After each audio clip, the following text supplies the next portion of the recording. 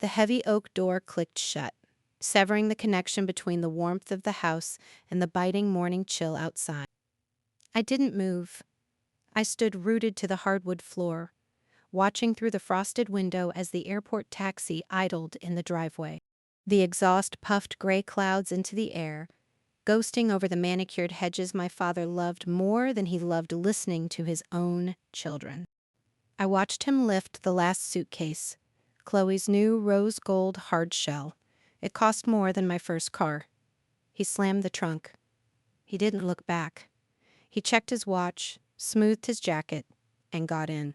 Chloe was the last to enter. Before she ducked into the back seat, she paused. She didn't wave. She didn't offer a fake sad smile. She simply adjusted her oversized sunglasses and smirked. A tiny, sharp movement.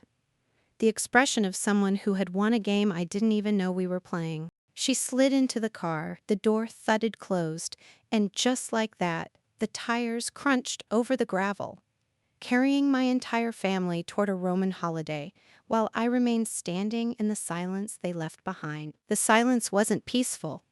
It was heavy. The house still smelled of them.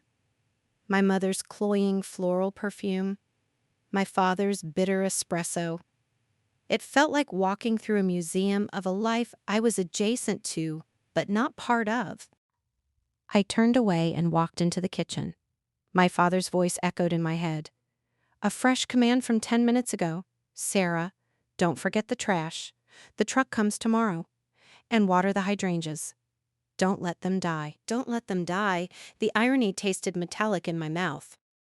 I walked to the stainless steel trash can. Even now, with the sting of rejection fresh on my skin, my body moved on autopilot. The obedient daughter. The responsible one. I stepped on the pedal. The lid hissed open. It was full. Coffee grounds. Empty milk cartons. But right on top, resting on a bed of wet tea bags, was a pile of shredded paper. Not cross-cut, shredded, just torn. Ripped by hand in thick, jagged strips, as if someone had been in a hurry to destroy something. I reached for the tie of the bag. But then a flash of blue caught my eye. A logo, the curved, elegant font of a luxury travel agency, Vista Elite. My heart did a slow somersault. We just can't afford it this year, honey, my mother's voice whispered in my memory. Inflation. It's tight for everyone. Why would you tear up the itinerary for a trip you were currently taking, unless there was something on that paper you didn't want the house sitter to see? I let go of the bag tie. I reached in, ignoring the damp coffee grounds. I pulled out the handful of torn strips. I carried them to the kitchen island, the cold marble biting into my forearms. It was like a puzzle, a jagged, messy autopsy of a lie. I found a roll of Scotch tape and started piecing them together. First, the header. Vista Elite Travels confirmed booking. Then, the dates. July 12th to July 26th. Then, the names. Robert Miller, Susan Miller, Chloe Miller. And finally, the bottom half of the page, where the numbers lived. My hands were trembling now, not from sadness, but from a rising, humming vibration in my blood. I taped the last strip into place. I stared at the number. I blinked, sure I was misreading it. I wiped a smudge of coffee off the zero, hoping it was a decimal point. It wasn't. Grand Hotel. Tremezzo. Lakeview Suite. 2 rooms. Private boat charter.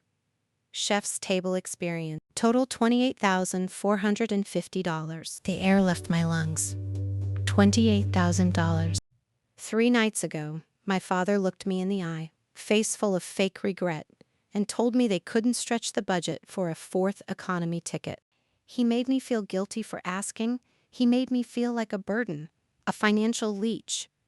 We need to be frugal right now, he said. We shouldn't spend unnecessarily. I looked at the receipt again. They hadn't cut me to save money. They were spending more on a single dinner than I made in 2 months. They didn't leave me behind because of the economy. They left me behind because I didn't fit the aesthetic. I wasn't the fun daughter. I was the one who worked, who paid bills. Chloe was the accessory. I was the appliance. Useful, functional. But you don't take the toaster to Italy. Ping, a notification on my phone. Loud in the silent kitchen. Chloe. Instagram. The photo was taken in the back of the taxi. My parents clinking champagne flutes. Chloe making a kissy face. Caption, wheels up.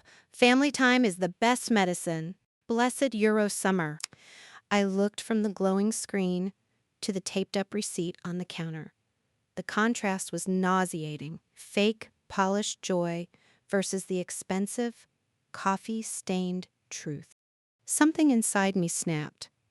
Not a loud crack, but the quiet, terrifying sound of a cable finally giving way. The sadness evaporated, replaced by a cold, sharp clarity. I looked at the trash bag I was supposed to take out. I looked at the list of chores. Water the plants, check the mail, clean the pool. No, I said. My voice sounded strange in the empty room. Deeper, steadier. I picked up the taped receipt. This wasn't just a piece of paper, it was a declaration of war. They thought they could park me here like a car in a garage, waiting for them to return. Grateful for a keychain souvenir. I walked over to the sink. I washed the coffee grounds off my hands, scrubbing until the skin was pink and raw. I walked out of the kitchen, leaving the trash bag open. The smell of rotting fruit filling the air. I didn't care. I was straight to my father's home office. I've common Louis, a small one at the end of the hall. Straight to my father's home office. The door was shut, not locked. He never locked it because he trusted me. He trusted responsible Sarah. He was about to find out that responsible Sarah had just resigned. I puffed. I pushed the door open. The room smelled of old paper and expensive leather. His computer sat on the desk. A sleeping giant. I sat down in his chair. It was too big for me, but I leaned back. I wasn't here to water the plants. I was here to burn the garden. I had 2 weeks, 14 days of unsupervised access to the house, the mail, the secrets they thought were safe because they assumed I was too stupid or too loyal to look. I swiveled the chair to face the window, watching the empty driveway where the taxi had been. Have a nice flight, I whispered. I sat in the oversized leather chair, the silence of the house pressed against my eardrums like deep water. My father's computer screen stared back at me, a dormant black rectangle. I knew I shouldn't touch it. In our house, privacy was a one-way street. They barged into my room, they read my mail, but this office was a sacred boundary. But the boundary lines had been erased the moment they boarded that plane. I reached out and tapped the spacebar. The screen flickered to life. A password prompt appeared. I didn't even have to think. My father was a creature of arrogant habit. He thought he was untouchable. I typed in MILLER1, the same password he used for everything. Wi-Fi, alarm system, online banking. Chime, the desktop unlocked. I wasn't looking for secret affairs. I was looking for the narrative, the architecture of the lie. I opened his email. I clicked the search bar and typed a single word. Italy. Dozens of emails appeared, but one caught my eye. Subject, Summer trip logistics, sent 3 months ago from my mother. My hand hovered over the mouse. This was the moment of truth. I clicked. The email read, Bob, I think we should just book the 3 tickets now. If we wait for Sarah, the prices will jump. Besides, do we really want that energy there? You know how she gets. She'll spend the whole time calculating the exchange rate on the pasta. I just want to relax. Let's just tell her it was too expensive. She's used to hearing that. I read the last line 3 times. She's used to hearing that. It wasn't about money. It wasn't about inflation. It was about me. They saw my financial responsibility as a nuisance. I was the buzzkill who reminded them that actions had costs. They wanted to pretend they were wealthy aristocrats, and I was the working-class daughter ruining their vibe. I scrolled down to my father's reply. Short. Sent from his iPhone, agreed. Chloe needs this boost. Sarah is tough. She can handle a staycation. I'll draft the talking points. Talking points. He had scripted the rejection, the sad eyes in the kitchen, that we crunched the numbers. It was all a rehearsed performance. Sarah is tough. That was their justification for everything. Because I didn't break. I minimized the email. I checked the browser history. A roadmap of their indulgence. Designer outlets. Luxury luggage. And a reservation for a kennel. I paused. We didn't have a dog. I clicked the link. It was a cat hotel for my mother's Persian cat, Duchess. Canceled 2 days ago. I froze. Duchess, the cat that ate fresh salmon while I ate instant ramen. Where was she? I ran out of the office. Duchess, I called out. Silence. I checked the laundry room. Empty. Then I saw the note on the fridge. Buried under a magnet. Sarah these at a priest. Aunt Linda couldn't take Duchess. We left her in the basement with the automatic feeder. Please check on her. Thanks thee. I stared at the note. They canceled the luxury cat hotel to save money for their boat tour and dumped the cat in the basement. I opened the basement door. The smell of damp concrete hit me. Duchess meowed from the darkness. A lonely sound. The automatic feeder was jammed. The bowl was empty. I filled it, my hands shaking with rage. They didn't care about anyone. Not me. Not the cat. They were rot disguised as fruit. And great moonlight stairs, straight to the master bedroom. It felt like a hotel suite. I threw open my mother's closet. Rows of designer dresses, bags she never used. I found a silk blouse, still with the tag, $450. I remembered when I needed tires for my car. I asked for a loan. They said no. A teachable moment, they called it. My mother bought this blouse the same week. I walked to my father's closet. Watches, Rolex, Tag Heuer, hoarded like dragon's gold. I wasn't going to steal them. I was an executor of justice. I needed to balance the ledger. I pulled out my phone. I downloaded eBay. I started with the extras. The silk blouse, snap, upload. Listed for $200. Golf shoes, snap, upload. A limited edition handbag she lost years ago, snap, upload. But selling clothes was slow, petty. I needed to experience the luxury they were enjoying. I went back to the computer. I opened the food delivery site. My dad's credit card was saved. Autofill. I searched for steakhouse, the most expensive one in the city. Wagyu ribeye, truffle mac and cheese, lobster tail, and a bottle of Cabernet that cost $120. Total $485. I hovered over the place order button. A voice whispered, "You'll get in trouble." "Let them," the new Sarah answered. "Let them see the notification in Lake Como.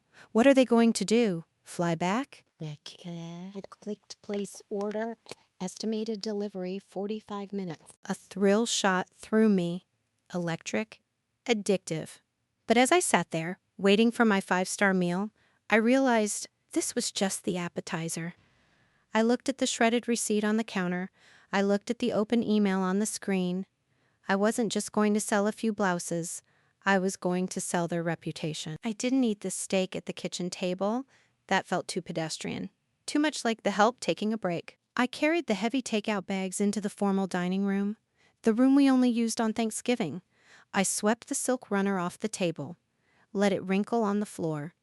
I lit the tall, tapered candles my mother saved for guests of importance. Tonight, I was the guest of importance. I sliced into the Wagyu. The juice ran pink and rich onto the plate. I felt a strange dissociation, like I was watching a movie of someone else's life.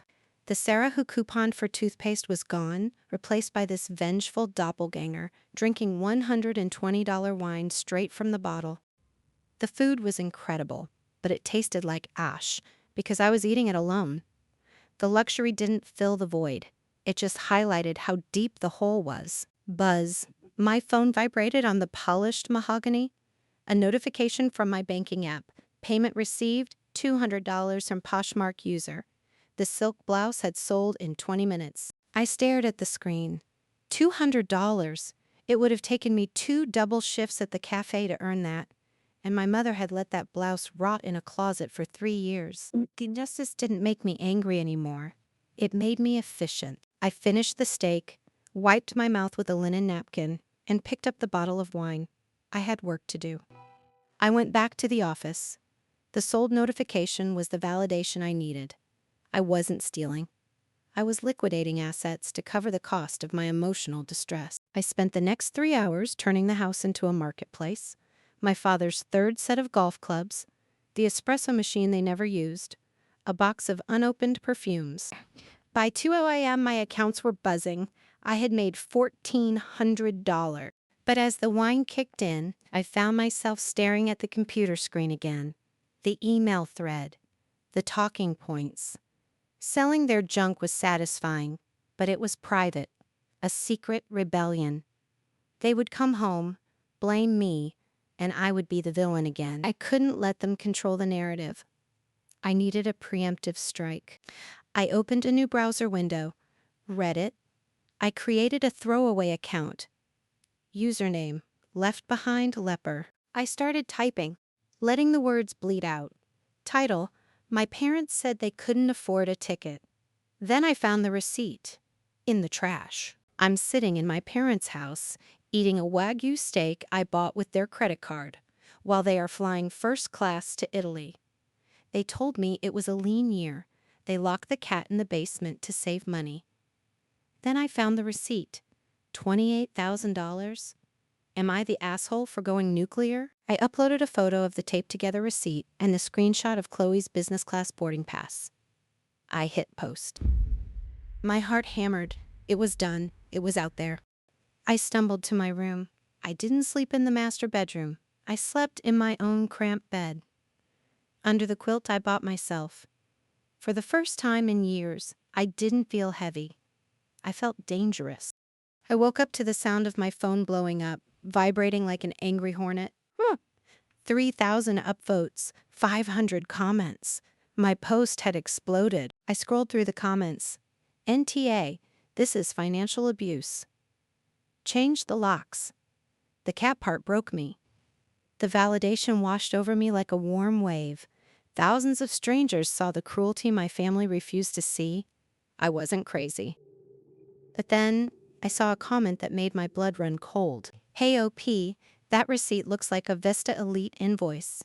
If your dad works in commercial real estate, check his expenses. A $28 trip for business is a classic tax write-off scam. I froze. My dad did work in commercial real estate. I ran back to the office. I opened the receipt image again. I looked at the billing section. Payment method, corporate card ending in 9088. I checked his personal wallet in the drawer.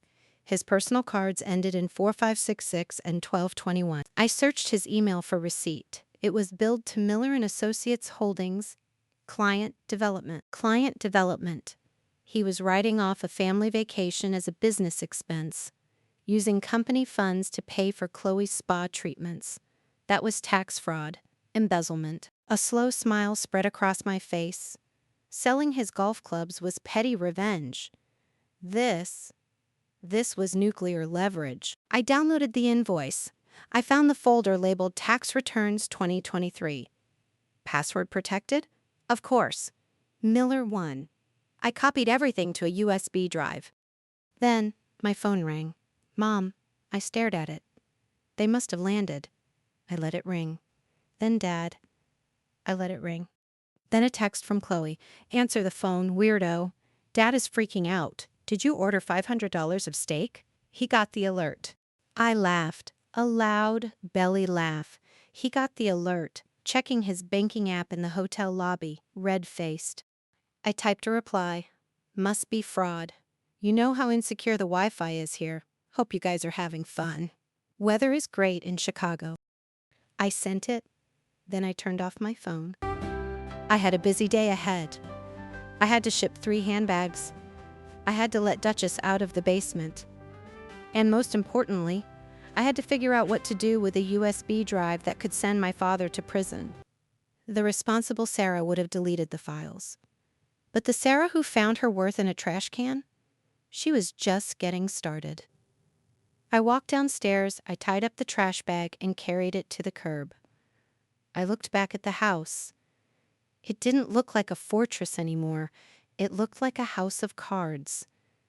And I was the wind. Yay, Section 4. Toe, dynamite hay. Famor. Exprip Dr. Ki Nazar, mine is section mine emotional stake is asman churahen. Pehle sirf trip ka masla tha ab zindagi aur mustaqbil ki chori ka masla hai. Hi. The Discovery Grandpa Ki Will or Vanguard Slips Milna. Ye bohat dardnak hai kyunke Sarah ne student loans liya or hardships burdasht ki jabke paisa wahinta. The parallel. Sarah Ki struggle oatmeal dinners, worn out shoes. Family Ki Ayoshi Chloe Kino's job. Dad Ki Odi. Ye contrast audience Kahun Hola Dega. The lawyer Reddit, say lawyer Milna Law Dog, Chicago Ek realistic or hopeful, turn high. The phone call. Ending dialogue. I finally found out who paid for Chloe's nose. Ye line internet par viral home kikabid hai. Dad ki humoshi unki harka pehla sebod hai. Logic don't need more. Then push da hai. Did you buy a steak Joe $485 ketha? Leakin dad ka card declined kunhua. Sir $485 sa limit hitna. Hitna hi hodi. Kastor per ugger wo millionaire han. Correction. Main script mine at kia hai. Ke bank ne fraud alert trigger kar diya. Kyunke location mismatch the dad Italy Main transaction Chicago Main. Ye zyada logical hai. Call. Clean AI voiceover script section 4. The house felt different. With the phone turned off, the silence wasn't empty. It was heavy with potential. I moved through the rooms like a ghost. Duchess followed me everywhere. She curled up on the forbidden white sofa. I stroked her fur. We're the outcasts, aren't we? I whispered. My mind drifted to the USB drive. The tax fraud was a nuclear weapon, but it felt impersonal, a crime against the IRS. It didn't address the gnawing hurt in my chest. Remembered the Reddit comment. If they lie about the small stuff, they lie about the big stuff. I went back to the office. The digital trail gave me the now. I needed the then. I turned to the filing cabinet. A massive mahogany beast, locked. But I knew my father. Arrogant. Lazy. I opened his desk drawer, and there, hidden in a plastic tray, was a small brass key. He thought his authority was a strong enough lock. I opened the cabinet. Top drawer, mortgage. Second drawer, investments. Third drawer, personal. I walked my fingers across the folders. Chloe School. Chloe Medical. Chloe Miscellaneous. 3 thick folders for her, and for me, 1 thin, pathetic folder near the back. I pulled it out, my hands shaking with dread. Old report cards, a copy of my diploma, but behind the diploma was a document I didn't recognize. Cream-colored paper, legal letterhead. Last will and testament of Arthur J. Miller. Grandpa Artie. When he died, my dad told us he left nothing but debts. I scanned the document, legalese, and then Section 4. To my granddaughter Sarah, whom I have watched work harder than any man I know, I leave the contents of Vanguard account 8890. I stopped breathing. I flipped the page to the statement. Account balance. $45,000. Grandpa had left me $45,000. I sat on the floor, the room spinning. I thought about my college years. My parents told me they couldn't help. You'll have to take out loans, Sarah. It builds character. So I did. I worked 2 jobs. I ate oatmeal for dinner. I skipped spring break to pick up extra shifts. I graduated with $30,000 in debt, all while $45,000 sat in an account with my name on it. Where was it? I dug deeper. I found the transfer slips. August 2019, $15,000 withdrawn. That was the summer Chloe got her nose job. For a deviated septum, she claimed. June 2020, $20,000 withdrawn. The same month my dad bought his new Audi while I was begging for rent money during the pandemic. January 2022, $10,000. Account closed. Chloe's gap year in Paris. It wasn't a scholarship, it was me. I was Chloe's nose job. I was the Audi. I was the trip to Paris. They drained every cent, forged my signature, watched me drown in debt while they partied on my inheritance. And the worst part? They justified it. Sarah is tough. Chloe is fragile. I didn't cry. I had run out of tears. A cold, hard stone formed in my stomach. This wasn't just a missed vacation. This was grand larceny. I pulled out my phone. I typed into Google, Statute of Limitations Inheritance Theft, Illinois, 5 years. I was still in the window.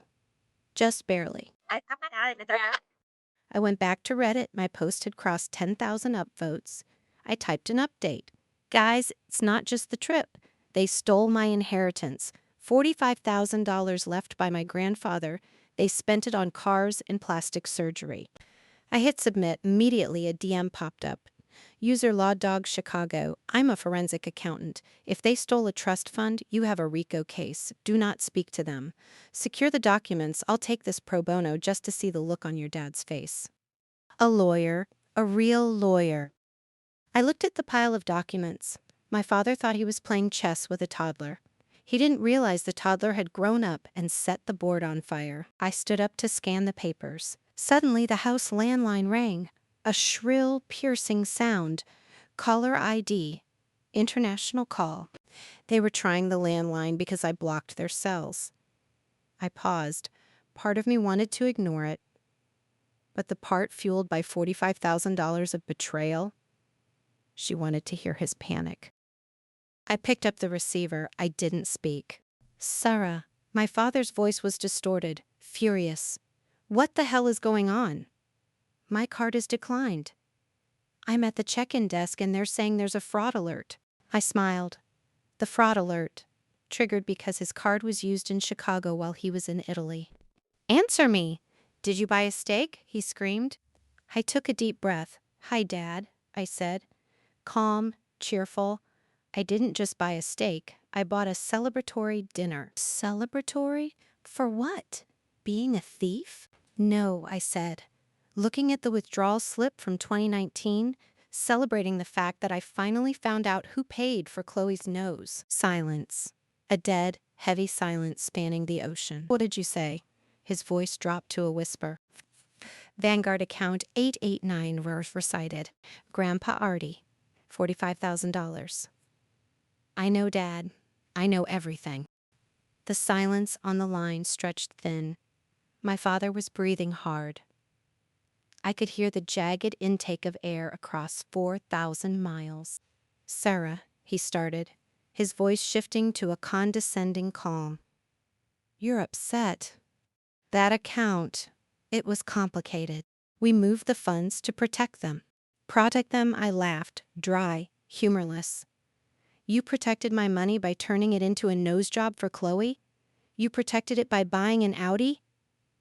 I saw the withdrawal slips, Dad. You didn't protect it. You ate it. We raised you, he snapped, the mask slipping. We put a roof over your head. We fed you. That money was reimbursement for 18 years of sacrifice. Grandpa didn't leave that money for reimbursement, I said. He left it to me. For college. The college I paid for. Listen to me, he hissed. You are going to fix this. Call the bank. If we get kicked out of this hotel, there will be hell to pay. You won't have a room. You won't have a family. I looked around the office. The mahogany desk. The awards he bought at charity auctions. You're right, Dad, I said softly. I won't have a family. But as for hell to pay, I think you're confused about who holds the receipt. Sarah, don't you care? I have the tax returns, Dad. The ones where you wrote off this trip. I have the Vanguard slips. The will. And I have a lawyer. The line went dead silent. He knew the law. He knew what fraud looked like. You wouldn't, he whispered. Try me, I said. Enjoy the lobby. I hear the sofas are comfortable. I slammed the receiver down. My hand was shaking. Not from fear, but from adrenaline. I had just cut the cord. I grabbed my laptop, Chat with Law Dog Chicago. He admitted to using the money as reimbursement. Law Dog, that's admission of misappropriation. Did you record it? Me? No. Landline. I lied. I always record. Law Dog. He's going to come back, secure the physical assets, change the locks. Change the locks. A violent, definitive act. I was divorcing my family. I Googled 24-hour locksmith. This is Mike, a gruff voice answered. I need a rekey. Exterior doors. All of them. Now. I'll pay double if you're here in 20 minutes. While I waited, I went into containment mode. I logged into my separate bank account. Safe. Then, my phone went dead. SOS only. He had canceled my service, screaming at Verizon from Italy. I smiled. Predictable. I connected to the house Wi-Fi, logged into Verizon using his password. Miller1. Reactivated my line, changed the password, changed the Wi-Fi password. Netflix. Amazon. Sign out of all devices. If he wanted a digital war, I would give him a digital blackout. The doorbell rang. Mike the locksmith, bad breakup? He asked, drilling the deadbolt. Family dispute, I said. Blood is thicker than water, he grunted. But money is thicker than blood. The sound of the drill was satisfying. My father's control, physically removed. Metal shaving by metal shaving. As Mike worked, a notification popped up. TikTok. Chloe. A video from the hotel lobby. Crying. Guys, my vacation is ruined. My sister, she's having a mental breakdown. She's hacked our accounts. She's off her meds. Please pray for Sarah. Caption mental health awareness. I stared at the screen. Off her meds. I wasn't on meds. Pathologize the victim. Their favorite weapon. The comments were flooding in. Poor you. But some were smarter. Wait, is this the Reddit girl? Why is your boarding pass business class if you're so worried? I didn't comment. I opened my voice memos app.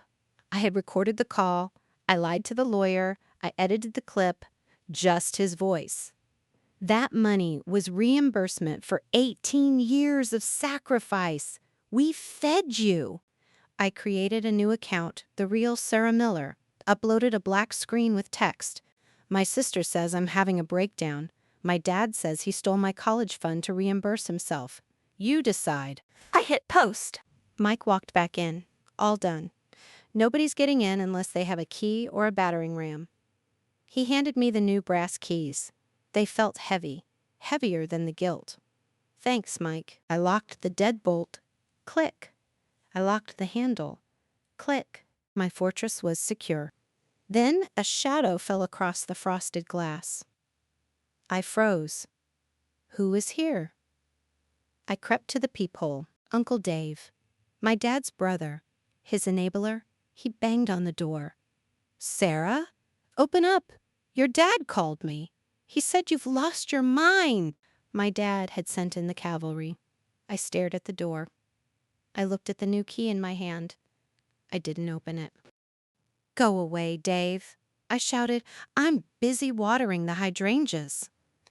I walked away, leaving him pounding on the door of a house that was finally under new management.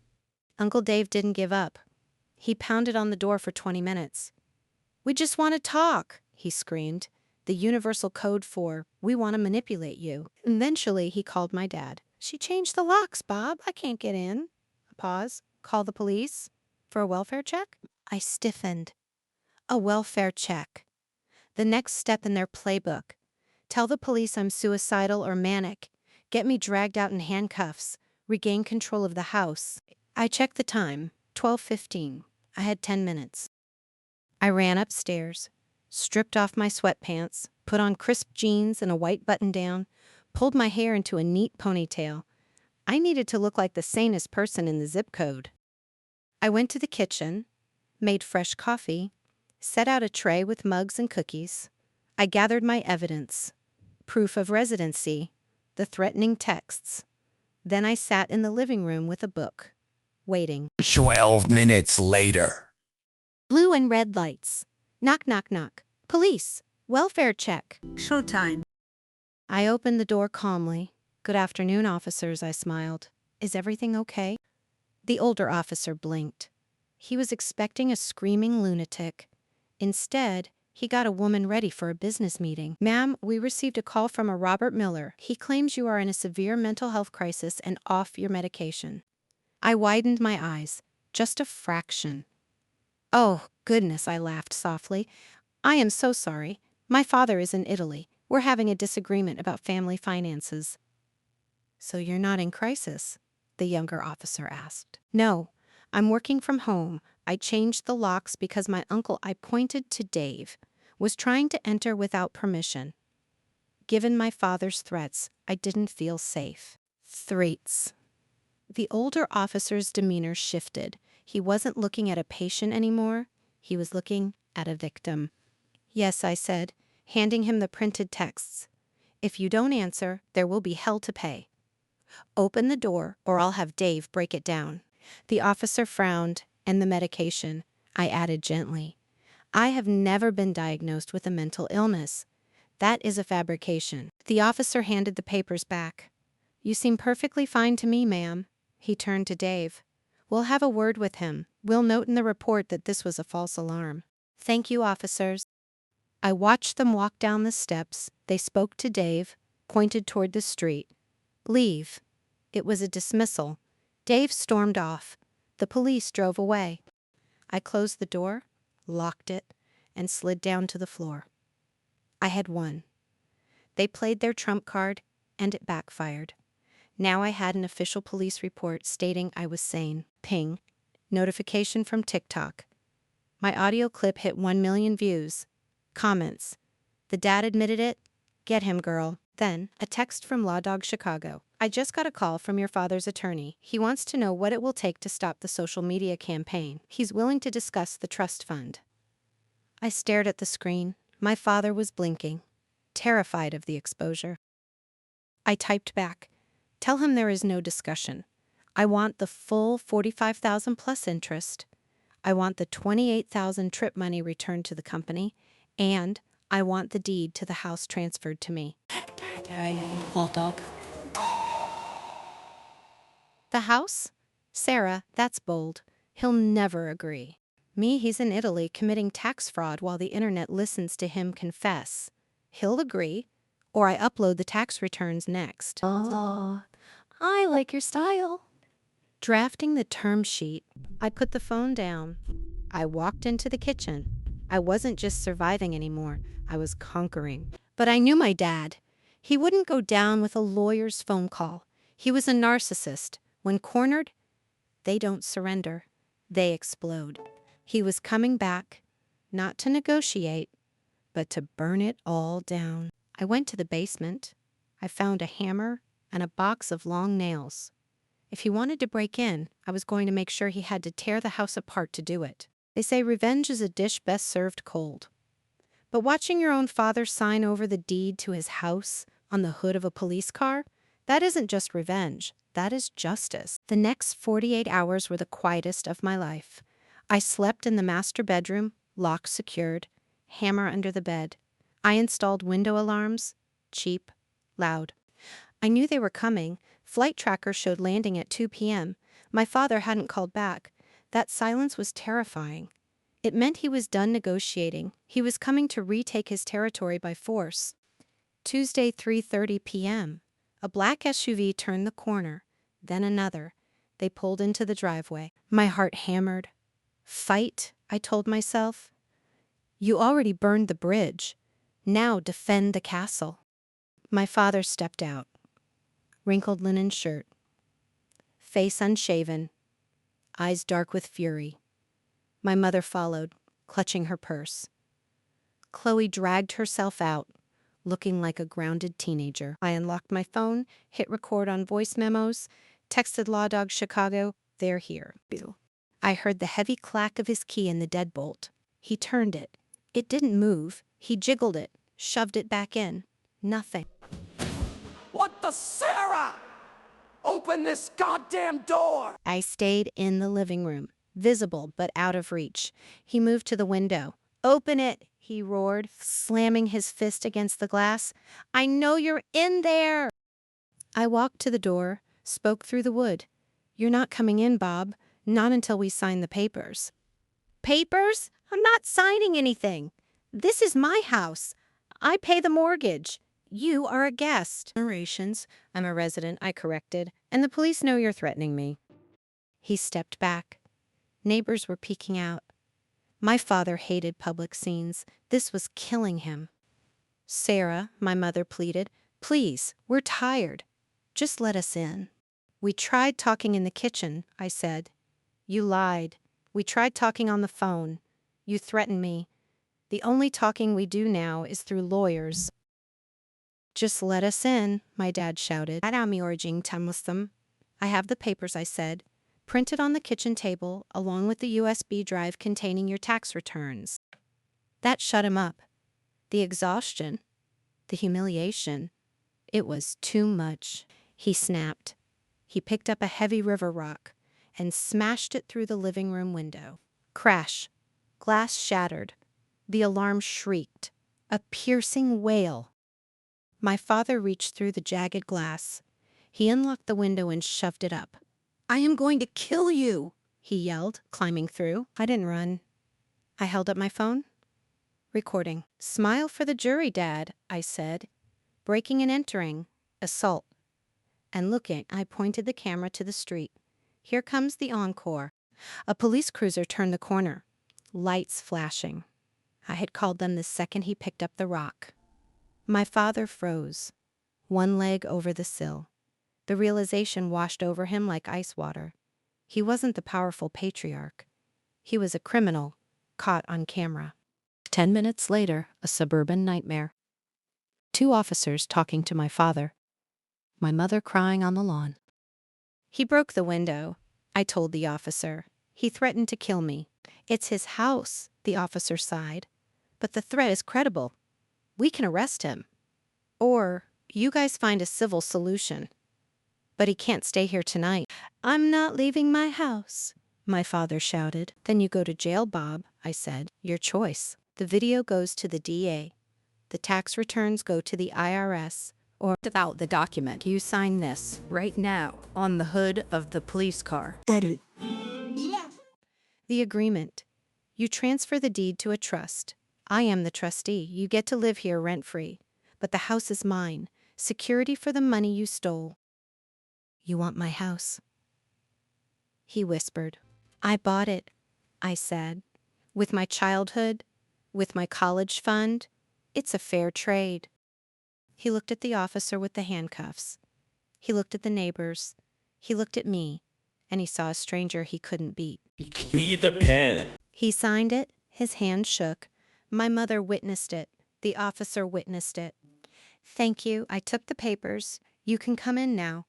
But clean up the glass first. And Dad, take your shoes off. I just mopped." I walked back into my house. The next few months were a blur. My parents didn't yell anymore. They moved quietly, like tenants afraid of the landlord, which they were. I eventually moved out. I bought a small condo in the city, my own place, with my own keys. I still talk to them occasionally, minimal contact, but every month I get a notification. Property tax paid, Robert Miller, and every time I see it, I smile. They tried to leave me behind to save money. In the end, it cost them everything. If there's one thing I learned, it's this. Family is important, but self-respect is essential. Never set yourself on fire to keep someone else warm, especially if they're the ones holding the matches. So tell me in the comments, would you have taken the house or just walked away? And don't forget to subscribe, because in this world, you need to know how to fight back.